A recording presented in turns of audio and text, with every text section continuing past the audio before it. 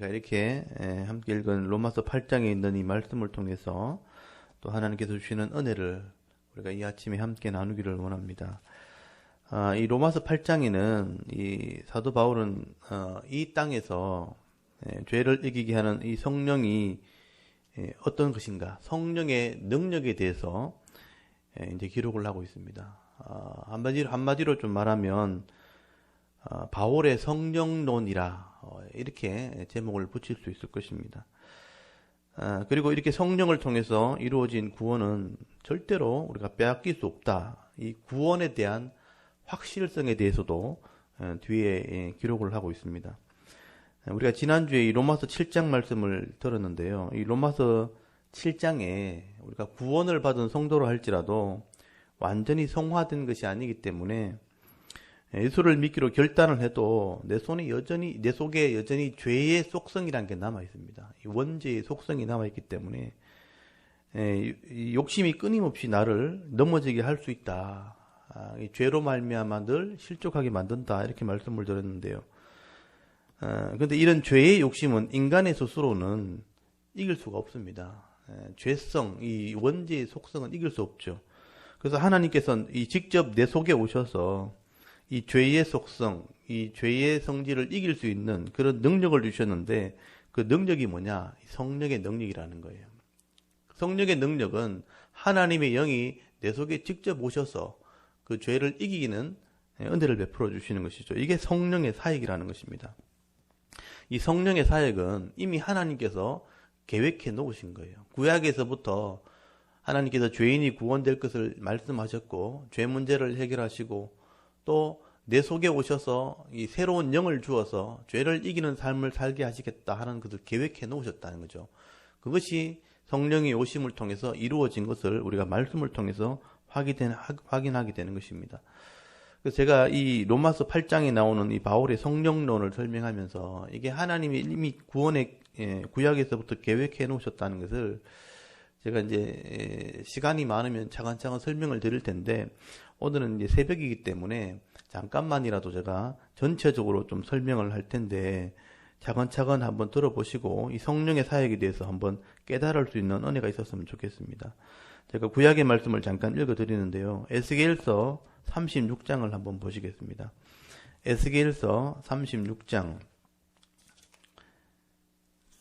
이스라엘 백성이 바벨론 포로에 잡혀갔을 때 하나님께서 회복할 것을 말씀하시면서 먼 미래에 오는 성령에 대해서 이미 말씀을 하셨는데요. 에스겔서 36장 여기 26절 27절 말씀을 같이 한번 읽어보겠습니다. 에스겔서 36장 26절 27절 우리 같이 한번 읽어볼게요. 26절 27절 읽겠습니다. 시작.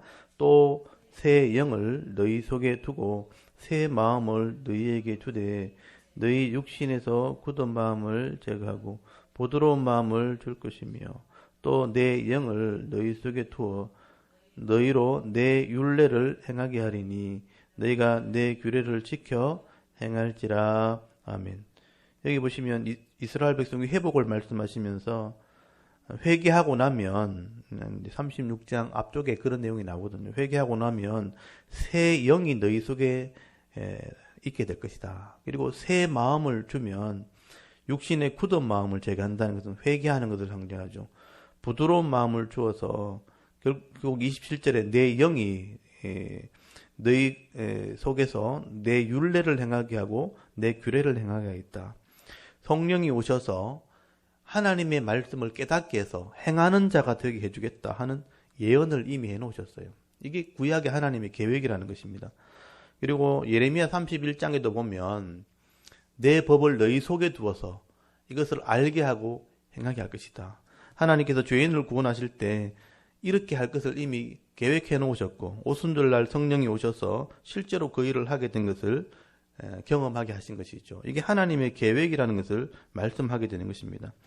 하나님께서는 이렇게 성령이 우리 속에 오서 임하게 되어지면 우리가 하나님 말씀을 행함으로 마땅히 하나님 백성답게 살아가도록 만들어주겠다고 이미 말씀을 하셨다는 것이죠. 그래서 우리가 예수를 믿고 십자가를 믿고 죄 사함 받게 되어지면 성령이 오셔서 죄를 이기는 삶을 살아가겠다라고 말씀을 하게 되는 것이죠.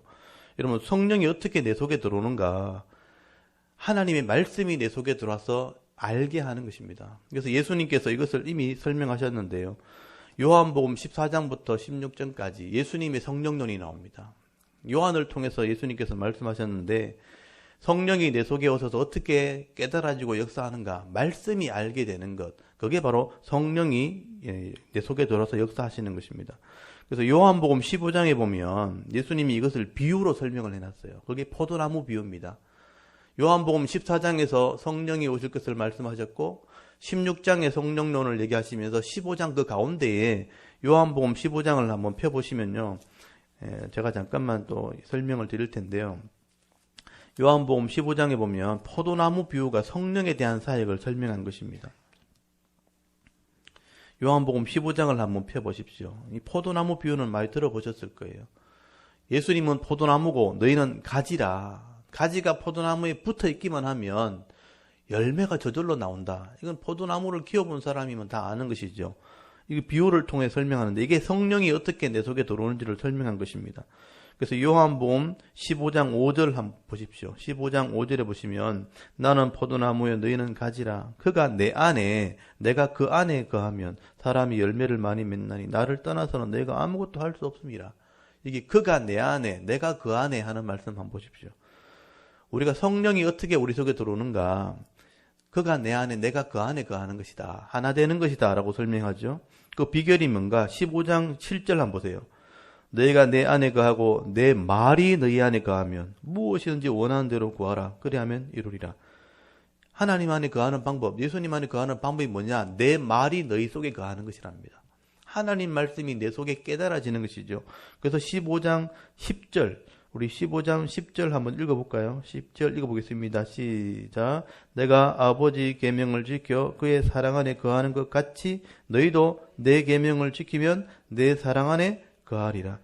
여러분, 예수님이 하나님의 계명을 다 온전히 알고 지킴으로 사랑 안에 거해졌던 것처럼, 하나 됐던 것처럼 너희도, 우리도 내 계명, 하나님 말씀을 지키면 내 사랑 안에 거하는 것이다. 이런 말씀이 내 속에 거하는 것이 하나님과 하나 되는 방법이다. 말씀 자체가 하나님이에요. 하나님이 이꼬로 말씀이죠. 그래서 말씀이 변할 수 없는 겁니다. 하나님이기 때문에. 그래서 하나님 말씀이 내 속에 들어오면 성령 하나님께서 그것을 깨닫게 하시고요. 그 깨달아 순종하게 되어질 때에 이 말씀이 죄를 이기는 삶을 살게 하는 것이다. 깨닫게 하는 게 성령이에요. 내 이성 속에 하나님 말씀을 알게 하는 것, 그게 성령이 거하는 방법이라는 것입니다. 그래서 요한복음 14장 26절, 그 앞쪽에 한번 보십시오. 요한복음 14장 26절에, 여기 14장 26절에 보면 보혜사 곧 아버지께서 내 이름으로 보내실 성령, 그가 너희에게 모든 것을 가르치고 내가 너희에게 말한 모든 것을 생각나게 하리라.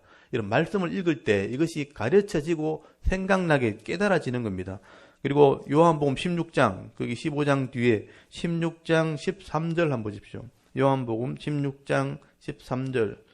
네, 한번 읽어볼까요? 시작. 그러나 진리의 성령이 오시면 그가 너희를 모든 진리 가운데로 인도하시리니 그가 스스로 말하지 않고 오직 들은 것을 말하며 장래 일을 너희에게 알리시리라.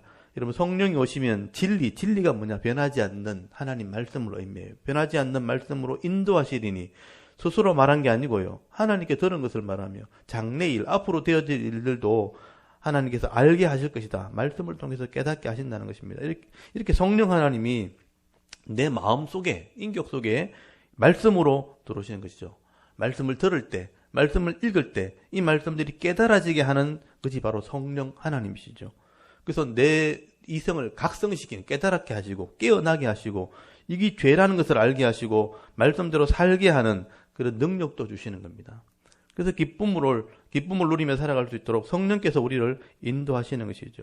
그래서 바울은 예수를 믿고 우리가 회개를 할 때 성령이 오셔서 내 속에 죄의 법을 이기는 능력을 주시는 것입니다. 그래서 이 죄를 이김으로 죄의 자유함을 누릴 수 있도록 은혜 베푸시는, 그게 성령의 능력이라고 설명을 하는 겁니다. 그래서 여러분 이게 이해가 되어지면 이제 바울의 성령론을 우리가 이해할 수 있는 거죠. 오늘 8장 로마서 8장 1절부터 한번 보십시오. 로마서 8장 1절 2절에 보면 그러므로 이제 그리스도 예수 안에 있는 자에게는 결코 정죄함 죄인이라 함이 없다는 거죠. 이는 그리스도 예수 안에 있는 생명의 성령의 법이 죄와 사망에서 너를 해방하였음이라라고 설명을 합니다. 이게 성령의 능력이죠. 내 속에 죄의 욕심을 이기게 함으로 죄를 짓지 않는 능력을 가지고 살 수 있도록 하나님이 우리를 이끌어 가시겠다.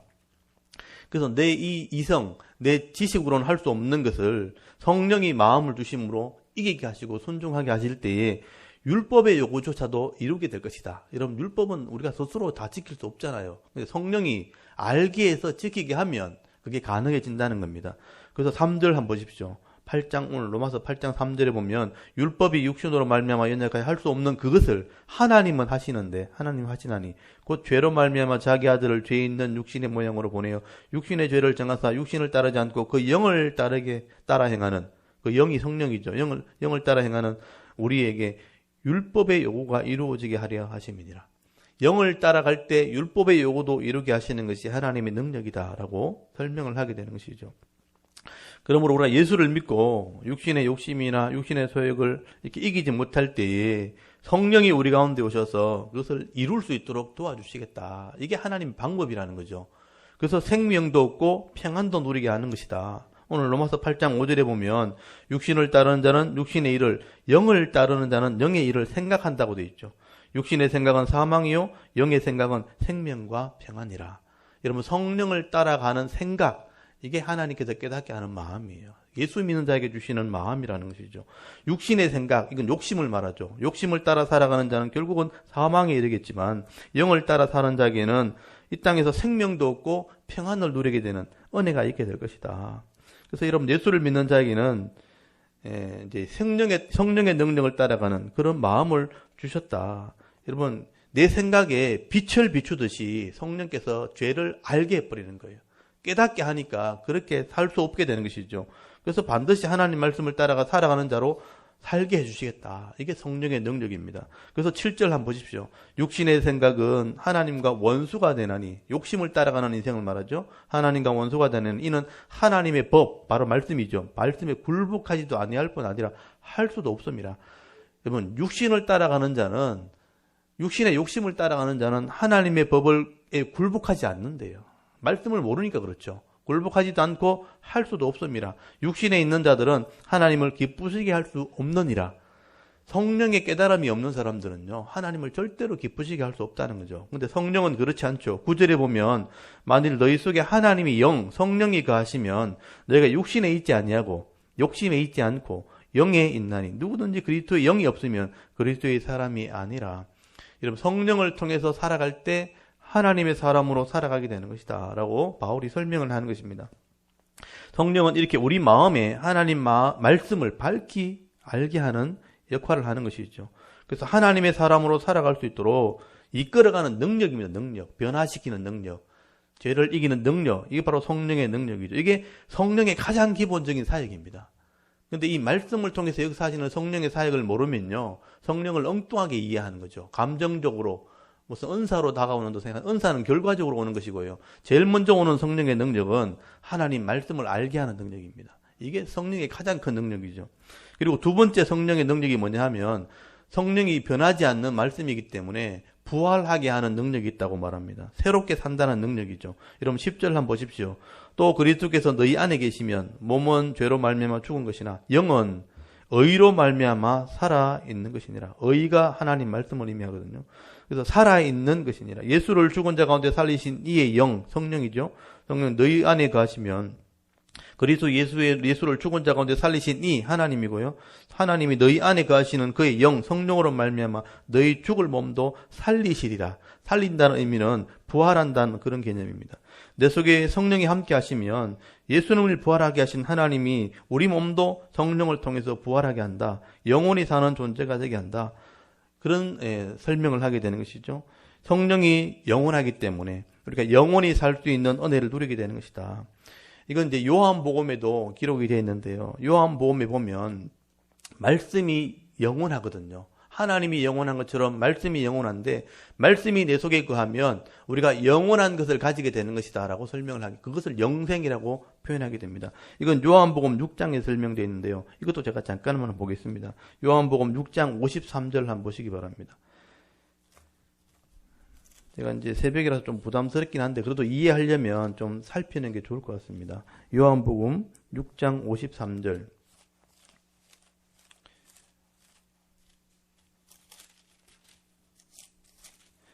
요한이 설명하는 방식인데요.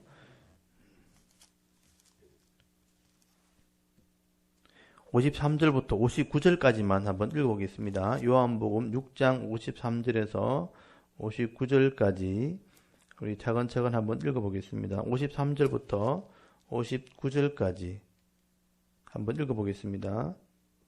58절까지 읽을게요. 58절까지 53절부터 한번 읽어보겠습니다. 시작.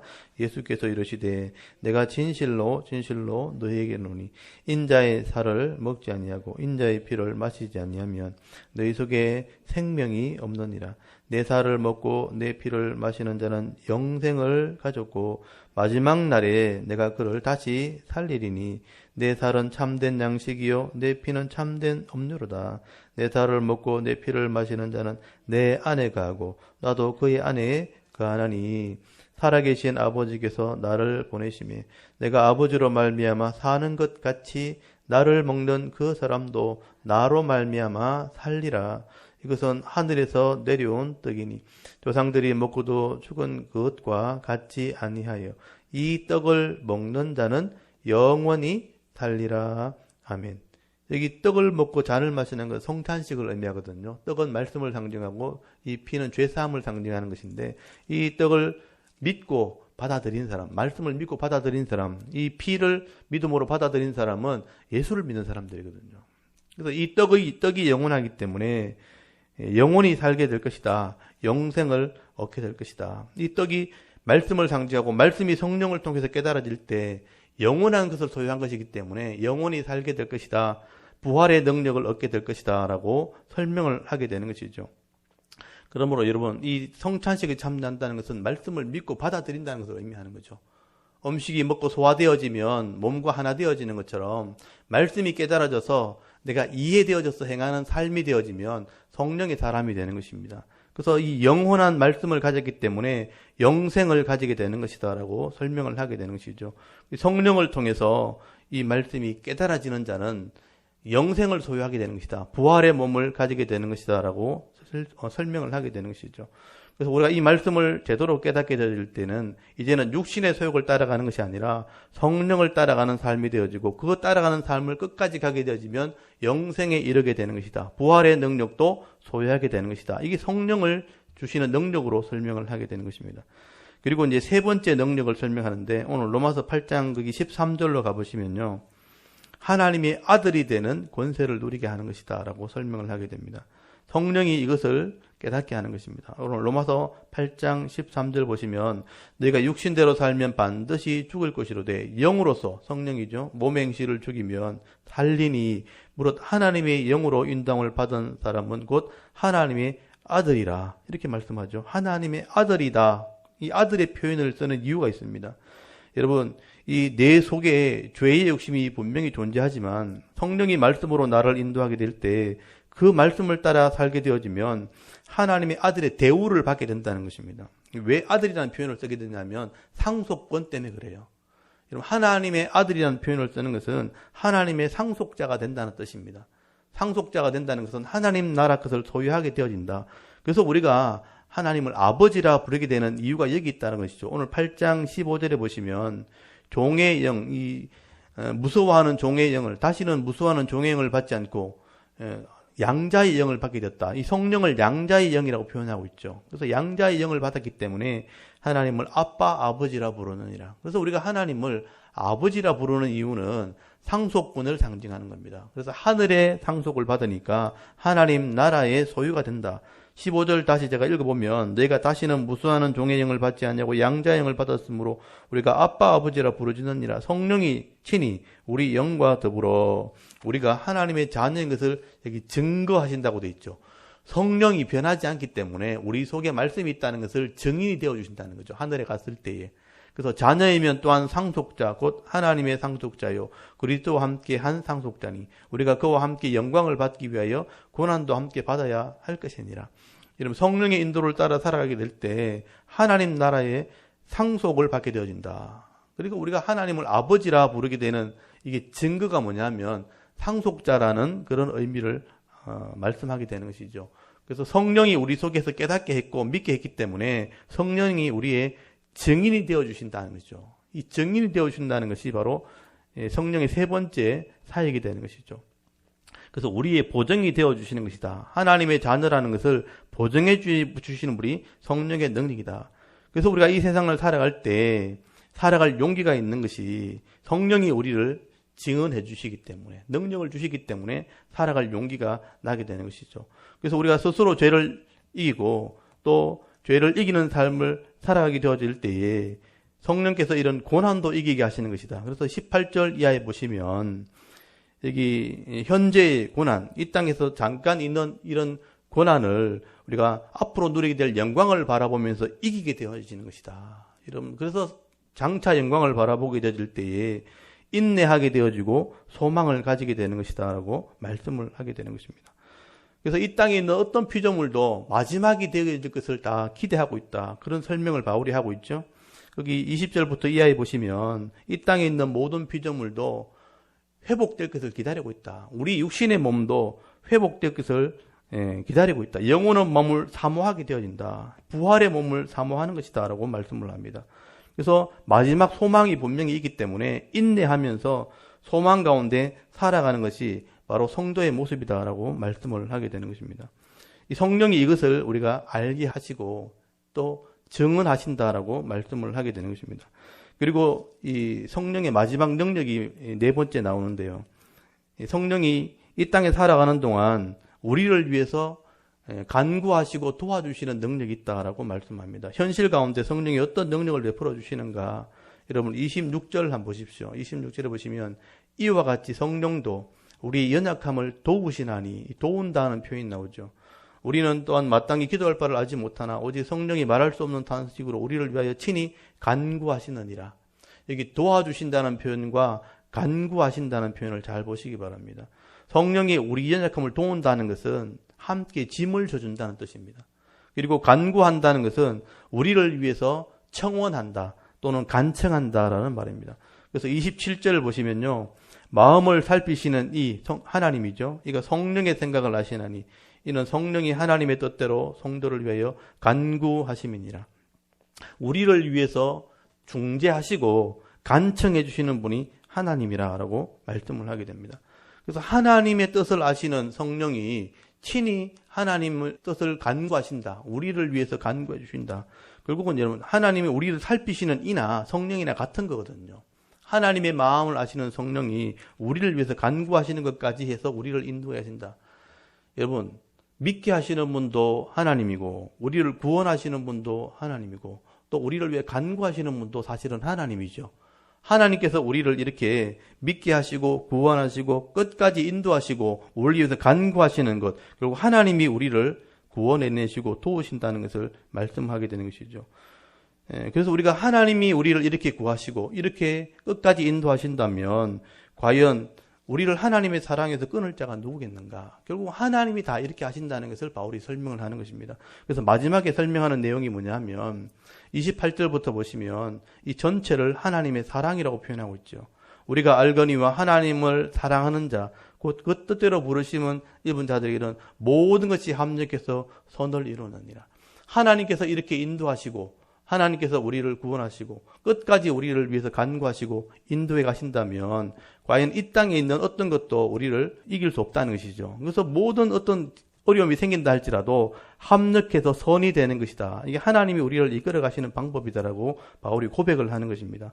그리고 30절 한번 보십시오. 30절 보시면 또 미리 정하신 그들을 또한 부르시고 부르신 이를 또한 의롭다 하시고 의롭다 하신 이를 또한 영화롭게 하셨느니라. 하나님이 우리를 이렇게 인도해 가신다는 것이죠. 미리 정하시고 우리를 부르시고 부르신 자를 의롭게 하시고 의롭게 하신 자를 영화롭게 하신다. 끝까지 인도해 가신다라고 말씀을 하게 되는 것이죠.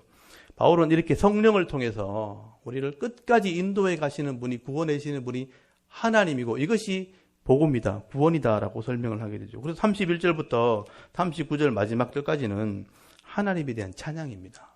우리를 이렇게 구원하실 하나님에 대해서 하나님을 찬양하고, 또 이 구원이 확실하다면 이 구원은 변하지 않는 것이다, 구원의 확실성에 대해서 설명을 하게 되는 것이죠. 그래서 이 로마서 8장은 사실 굉장히 중요한 것이고 사실 결론적인 부분이기 때문에 내용이 좀 복잡하지만 뒷부분은 하나님에 대한 찬양과 구원의 확실성에 대해서 말씀을 합니다. 31절부터 한번 보시면요, 하나님이 우리를 위하시면 누가 성도를 대적하겠는가? 여러분, 아들을 아끼지 아니하시고 우리에게 주셨다면 어떤 것도 우리에게 주시지 않겠는가? 여러분, 33절부터 보시면 누가 하나님의 택하신 자를 고발하리요? 이 고발한다는 것은 이 죄인이라고 고소하겠는가? 의롭게 하신 분이 하나님이신데 하면서 말씀하고 있고요. 34절에 누가 성도를 정죄하리요? 죄인이라고 말하겠는가? 우리를 위해 죽으신 예수 그리스도가 우리를 위해 간구하고 계시는데, 또 우리를 위해 탄원하시는데 누가 죄인이라 할 수 있겠는가? 35절에 보면 누가 우리를 그리스도의 사랑에서 끊으리요? 세상의 환난이나 곤고나 박해나 기근이나 적신이나 위험이나 칼이랴. 우리를 사랑하시는 이로 말미암아 우리가 넉넉히 이기게 된다. 어떤 고난, 이 땅에 있는 고난도 어떤 환난도 우리를 그리스도의 사랑에서는 끊을 수 없다. 이게 확신이죠. 38절에 한번 보십시오. 사망, 이 죽음이나 생명이나 천사들이나 어떤 영적인 존재들, 권세자들이나 현재일이나 장래일이나 또 능력이나 높음이나 기쁨이나 다른 어떤 피조물이라도 우리 주 예수 그리스도 안에 있는 하나님의 사랑에서 끊을 수 없느니라. 이게 구원의 확실성에 대해서 말씀을 하게 되는 것입니다. 이게 우리의 믿음이고 우리의 능력이라, 사실은 이게 복음에 대한 내용이죠. 여러분, 로마서 1장부터 8장까지가 복음에 대한 죄인을 구원하시는 하나님의 능력에 대해서 설명을 하고 있는 것입니다. 그래서 저는 이 로마서 1장부터 8장까지가 한 단락이거든요. 전체를 보셔야 되는데, 여러분 로마서 1장 16절에 보시면요, 내가 복음을 부끄러워하지 아니하노니 복음은 모든 믿는 자들에게 주시는 하나님의 능력이라. 이게 복음의 정의입니다. 복음은 모든 믿는 자들, 예수 그리스도의 십자가와 부활을 믿는 자들에게 주시는 하나님의 능력이라는 것이죠. 여러분, 하나님의 능력이 바로 복음이라는 것입니다. 이렇게 이 땅에 있는 모든 사람들이 내가 하나님을 믿지 않다가 죄인이라는 것을 인정하게 되어지고, 예수님이 우리를 위해 죽으셨다는 것을 인정하고 예수의 십자가를 믿게 되어질 때에 우리는 이 믿음으로 말미암아 의롭게 되어졌고요, 이제는 믿음으로 살겠다라고 했지만 죄의 속성이 있을 때 성령을 주셔서 이 죄의 속성을 이기게 하게 될 때 하나님의 자녀로 살아가게 되는 것이다. 그것이 성령의 능력이다라고 바울이 설명을 하게 되는 것입니다. 성령이 깨닫게 하시고 우리를 위해 보정해 주시고 또 중재해 주시고 위에서 간구해 주시고 도와주실 때에 부활의 능력까지 경험하게 되는 것이다. 이게 하나님의 구원의 완성이다. 전체적으로 그렇게 설명을 하게 되는 것이죠. 이게 복음의 능력이라는 것입니다. 여러분, 예수를 믿는 것은 그냥 성경책만 들고 교회 왔다 갔다 하는 게 그게 능력이 아니라는 것이죠. 성령의 능력을 가지고 죄를 이기는 삶을 살게 되어지고 세상 사람들이 하지 못하는 이런 거룩한 삶, 구별되는 사람을 살아가게 되어질 때에 이게 예수 믿는 사람입니다. 그래서 복음을 믿고 성령의 능력으로 죄를 이기는 삶을 살아가는 것, 변화되어 살아가는 것. 그래서 영원한 천국을 소망하는 가운데 이 땅에 고난이 와도 핍박이 와도 두려워하지 않고 세상을 이기며 살아가는 사람, 그게 복음의 능력을 경험한 사람, 성령의 사람이라고 바울이 말씀을 하게 되는 것이죠. 그래서 이 로마서 8장은요, 우리의 믿음을 확신하는 성령의 능력을 증거하고 있습니다. 여러분, 이 깊이 묵상해 보셔야 되고요. 오늘 이 말씀들을 묵상하시면서 우리가 구원받은 하나님의 사람이고 성령의 사람이라는 것을 여러분 확신하게 되어질 때에 여러분 속에 있는 죄성도 이기며 살아갈 수 있는 그런 은혜가 있기를 바랍니다.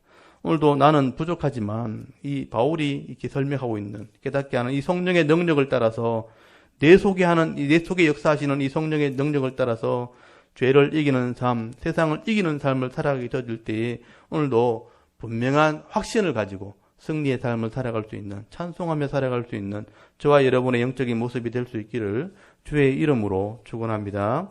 아멘. 잠깐 기도드리겠습니다.